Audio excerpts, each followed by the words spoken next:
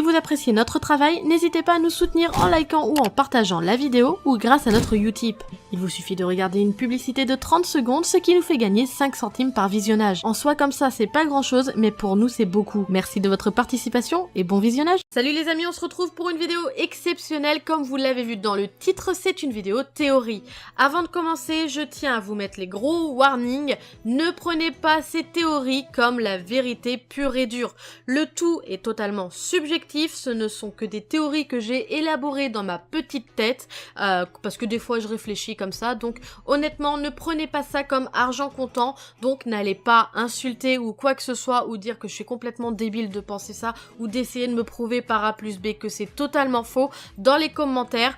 Parce que ça servira à rien puisque ce n'est pas la science infuse. Le principe des théories, c'est de théoriser, donc forcément on élabore des idées pour voir si ça pourrait potentiellement être ça dans la suite du récit qu'on apprécie, etc. Donc n'allez pas vous mettre je ne sais pas quoi en tête, n'essayez pas de prouver comme quoi que c'est vous qui avez raison ou quoi que ce soit, ça ne servira à rien. Et pour tout les personnes mal intentionnées qui commenceront à insulter ou quoi que ce soit, eh bien, ne perdez pas votre temps car votre commentaire sera automatiquement supprimé. Voilà. Cette vidéo sera sondée en deux parties. Une très grosse et une plus petite qu'on va considérer plutôt en bonus, disons.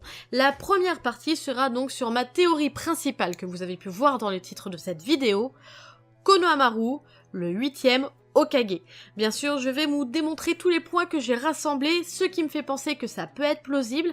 Et ensuite, la seconde partie, ce sera une petite idée que j'ai en tête, que je vous ai sûrement déjà parlé pendant les reviews Boruto, mais ça, on verra ça à la fin de la vidéo. Allez, on commence. Donc ma théorie, c'est que le prochain Hokage après Naruto, ce soit Konohamaru. Mais bien sûr, ça va pas se faire comme ça. Il faut qu'il y ait plusieurs facteurs qui vont rentrer en jeu et plusieurs événements. Et le premier événement qui devra se passer obligatoirement, c'est la mort de Naruto. Pourquoi la mort de Naruto et pourquoi est-ce que il ne choisirait pas un successeur tout simplement? Eh bien tout simplement parce que même si Boruto est un manga à part entière, ça reste la continuité du récit de Naruto. Et l'histoire de Naruto, c'était avant tout l'histoire d'un petit gamin qui était orphelin, qui n'avait rien pour lui et qui voulait devenir Hokage. Et forcément, il a réussi, après moult aventures et péripéties, à devenir Hokage. Donc, pour moi, il serait illogique que Naruto il continue à vivre en oubliant son but et en n'étant plus Hokage. Et forcément, on le sait, il y aura un impact dans l'histoire de Boruto et Naruto va sûrement mourir. Donc pour moi, il faut déjà que Naruto meure pour qu'il laisse sa place vacante Hokage. Ensuite, le deuxième le deuxième facteur qu'il faut, c'est le développement de Konohamaru. Parce que là, à l'heure actuelle, je l'ai dit dans ma review cette semaine, Konohamaru n'est pas assez développé. J'ai comparé par rapport à Kakashi dans les 20 premiers tomes de Naruto, on est vraiment très très loin du développement de Kakashi par rapport à Konohamaru. Là, Konohamaru en soi, il est pas plus... disons, allez, un titre comparatif, on va dire que il est un petit peu comme Azuma à l'époque, quoi. Il est sympatoche et tout, il est puissant, mais il a rien d'exceptionnel, quoi. Et disons qu'il a pas réellement de technique à lui, vous voyez. Bon, il a hérité des techniques à base de Katon, ça on le sait. Il a hérité du Rasengan, ça on le sait aussi. Mais il faut qu'il ait une identité. Parce que là, à l'heure actuelle, Konohamaru n'a pas les épaules pour devenir Hokage. Quand je dis qu'il faut développer Konohamaru, c'est déjà pour qu'on puisse comprendre et jauger sa puissance. Parce que honnêtement, pour qu'il soit Hokage, il faut qu'il soit plus puissant que Kakashi et Tsunade. Pourquoi est-ce que je vous dis ça?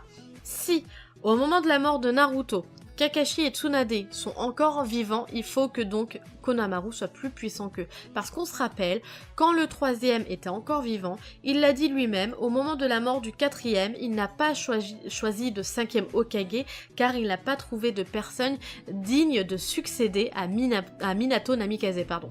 Donc il faut automatiquement que Konohamaru gagne en puissance et qu'on sache réellement à qui on a affaire. Et en plus de ça, en plus d'être supérieur en puissance par rapport à Tsunade et Kakashi, il faut impérativement qu'il ait une identité en tant que ninja. Parce que si on récapitule un petit peu qui étaient les précédents Hokage, on voit bien que chacun a une identité.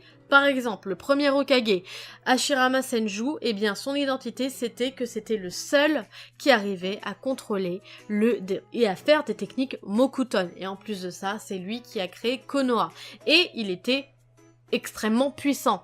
Tobirama, second Tokage, donc le frère d'Hashirama, quant à lui, eh bien, ce qu'il caractérisait, c'était le fait qu'il ait créé quand même bon nombre de techniques, dont l'Endo Tensei, et qu'il était à une maîtrise à 100% des techniques Suiton, telles que il se retrouvait dans une zone où il n'y avait pas d'eau, il arrivait à produire des techniques à base de Suiton. Le troisième Hokage, il était surnommé le professeur, car il était déjà d'une très puissant, mais surtout car il connaissait toutes les techniques de Konoha. Donc ça, c'était son identité. Minato Namikaze, le quatrième Hokage, lui, son identité, c'était la création de techniques, dont le Rasengan, sa vitesse, le fait que, en pleine action et tout, même en pleine adrénaline, il arrivait à trouver des solutions, il était très rapide, etc. Enfin, vraiment un ninja d'exception sur le terrain. Ensuite, on a Tsunade. Tsunade, elle, son identité, c'était déjà sa puissance de frappe, le fait que ce soit une des 3 Sannin légendaires, une des 3 ninjas de légende donc, et surtout le fait que ce soit celle qui a mis en place le fait qu'il y ait un ninja médical dans toute équipe de ninjas, et qu'elle maîtrise bien sûr à 100% les techniques de jutsu médicaux. Donc là, ça c'est son identité. Ensuite, on passe à Kakashi. Lui, son identité, c'est un petit peu plus complexe, mais disons qu'il en a une quand même, parce que pendant longtemps, Kakashi a été prénommé le ninja copieur, car grâce à son Sharingan, il a réussi à copier plus de 1000 techniques. Donc on peut dire que là déjà, il a quand même un très gros registre de techniques. Et en plus de ça, eh bien, il a quand même été très rapidement promu à différents rangs de ninja. Il était quand même un ninja d'exception. Ensuite, on a Naruto. Naruto, on va pas le redécrire, hein, bien sûr, mais bon, déjà, forcément, c'est le premier Biju, enfin réceptacle de Biju qui est devenu Hokage, et en plus de ça, forcément, il a énormément de chakras grâce à son Biju, mais surtout, il a sauvé le village. Donc là, en soi, on se rapproche un petit peu de ce qui caractérise notre très cher Hashirama, le premier Hokage du nom. Donc juste en récapitulant ça, on voit que là, Konohamaru, il a énormément de boulot pour pouvoir devenir Hokage. Et donc il faut impérativement qu'il trouve une technique. C'est pour ça que j'espère que dans cet arc-là, on va réellement nous le développer, parce que là, il faut impérativement qu'il trouve son identité pour pouvoir accéder au statut d'Hokage, parce que sinon ça risquerait de lui passer sous le nez. Donc ça, c'était selon moi tous les facteurs qu'il faudrait réunir pour que Konohamaru devienne le 8e Hokage. Maintenant, il faut voir un petit peu tous les éléments qui pourraient nous laisser penser que Konohamaru sera le prochain Hokage. Déjà, le premier fait, enfin même les deux en soi, c'est l'héritage. Le premier héritage, c'est que si on observe un petit peu chaque Hokage, on voit bien que tous ont un point commun, c'est l'héritage de la volonté du feu. Et cette volonté du feu, elle vient dans un premier temps d'Hashirama Senju, le premier Hokage, et Tobirama Senju, le second. Tous deux étaient les maîtres du 3e Hokage, Sarutobi, qui lui était le maître de Tsunade, 5e Hokage, et Jiraiya et Orochimaru. Orochimaru, clairement, hop, il dégage, hein, bien sûr. Mais Orochimaru était un potentiel successeur en tant qu'Hokage, sauf que forcément, il s'est trop laissé emporter par le côté obscur de la force. Mais il pouvait devenir Hokage, on se rappelle. Jiraiya aussi, on lui a proposé de devenir Hokage, sauf qu'il a refusé, ne se considérant pas, apte à être Hokage. Bref, Jiraiya a ensuite transmis cette volonté du feu à Minato. Minato qui l'a transmise à Kakashi, Kakashi qui l'a transmis à Naruto. Et si on regarde bien, Naruto l'a transmis à Konohamaru.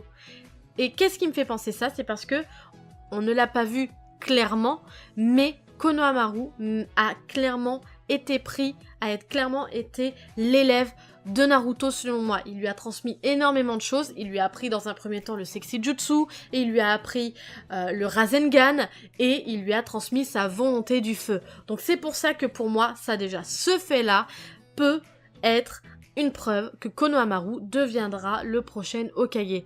Mais l'autre fait aussi qui me laisse penser ça, c'est toujours dans l'héritage, c'est que dans tout la lignée d'Hokage, il y a une chose qui devient un petit peu récurrent, c'est tout simplement le lien de parenté. On a un lien de parenté, entre Hashirama, Senju et Tsunade. Tsunade étant la petite fille d'Hashirama. On a un lien de parenté, je vais la faire tout le temps celle-là, de parenté entre Minato Namikaze et Naruto. Ils sont père et fils. Donc c'est pour ça, forcément, Konohamaru a un lien d'apparenté avec Sarutobi. C'est son grand-père. Donc là encore, pour moi, c'est une raison et un indice qui pourrait nous laisser penser que Konohamaru deviendra le prochain Hokage. Puis il y a un autre fait aussi qui peut nous laisser penser que Konohamaru pourra devenir le prochain Hokage. C'est que, déjà tout petit, quand il a rencontré Naruto, il voulait devenir Hokage. Et là, à l'heure actuelle, même en étant adulte, même en étant le maître d'une équipe, eh bien, il veut toujours devenir Hokage. Et pour moi, cette volonté, eh bien, va le pousser à le devenir par la suite après Naruto. Et si en plus de ça Naruto meurt bien, pour moi Konohamaru va prendre ça comme si tout reposait sur ses épaules, et c'est pour ça que pour moi Konohamaru sera le prochain Hokage. Voilà, je vous ai partagé tous les faits et les facteurs qui me laissent penser que Konohamaru sera le prochain Hokage après Naruto. Bien sûr, encore une fois, j'insiste sur le fait que ce n'est qu'une théorie, mais n'hésitez pas à me dire ce que vous en pensez par commentaire, si vous pensez que c'est juste ou pas, etc. Mais bien sûr, sans vous énerver ou quoi que ce soit. Maintenant, au bonus, je vais vous partager une autre théorie, mais alors celle-là, elle est encore moins à prendre en compte que celle de Konohamaru, bien sûr, parce que là, on n'a clairement pas assez de faits et d'éléments pour pouvoir la construire véritablement, mais je vous l'offre quand même, elle est gratuite, elle est sans supplément, 2 + 1 gratuit, c'est exactement ça. Ma théorie, c'est toujours dans la gamme des Hokage, hein, on change pas, c'est que le 9e Hokage, après donc Konohamaru, eh bien, ce sera Sarada Uchiwa. Pourquoi ? Eh bien, tout simplement parce que Sarada hérite de la volonté et de l'enseignement de Konohamaru. Donc, si Konohamaru arrive potentiellement à enseigner le Rasengan aussi à Sarada, même si ce n'est pas une obligation en soi, eh bien ça peut nous guider jusqu'à cela, quoi. Enfin, vous voyez ce que je veux dire. Et puis bon, on est toujours dans la continuité du premier et second Hokage, troisième, etc., etc. Je vous la refais pas parce que bon, c'était long. Et aussi, un élément qui pourrait me laisser penser que Sarada pourrait être la prochaine Hokage après Konohamaru, c'est que ce serait la première Uchiwa à avoir ce titre. Ce qui serait en quelque sorte la rédemption, la fierté du clan Uchiwa, parce qu'on se rappelle, Madara voulait être Hokage, sauf qu'il ne l'a pas été parce que les Senju ne le considéraient pas assez honnête et voulaient mettre le clan Uchiwa de côté. Et puis comme ça permettrait un petit peu d'avoir un gros pardon pour le clan Uchiwa après tout ce qu'ils ont traversé entre l'extermination, etc. Parce que bon... clairement, ils n'ont pas eu une très très belle vie. Donc le fait que Sarada devienne la prochaine Hokage pourrait permettre une rédemption à ce clan qui a assez subi de malheur pendant l'histoire des ninjas, dans l'histoire de Naruto. Voilà, cette vidéo de théorie se termine. Bien sûr, c'était une vidéo sans prétention, hein, qu'on se le dise. Hein. Moi, je suis pas très adepte des théories, autant vous le dire. J'en lis pas quoi que ce soit, mais c'est juste que c'est une petite idée qui me traverse la tête depuis un bon bout de temps. Et il y en a une autre aussi, qui me traverse la tête en ce moment, qui me chagrine un petit peu. Je pense que je vous la partagerai peut-être la semaine prochaine. N'hésitez pas à me le dire par commentaire si ça vous intéresse ce genre de vidéo, parce que je sais que bon, les théories, c'est à prendre et à laisser, quoi. Il y en a qui aiment bien, il y en a qui aiment pas, enfin c'est vraiment très controversé comme sujet.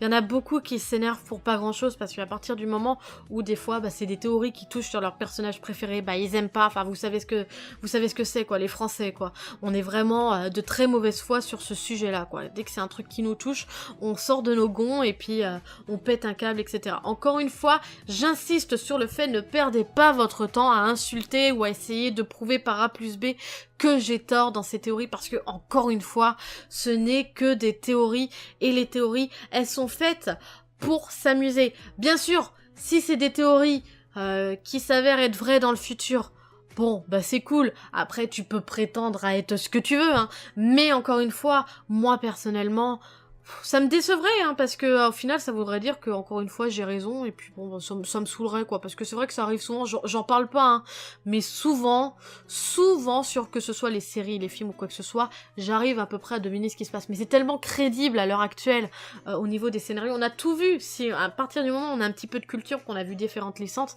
on arrive à deviner ce qui va se passer avec les différents éléments qui sont mis en place dans les épisodes, dans les séries, etc.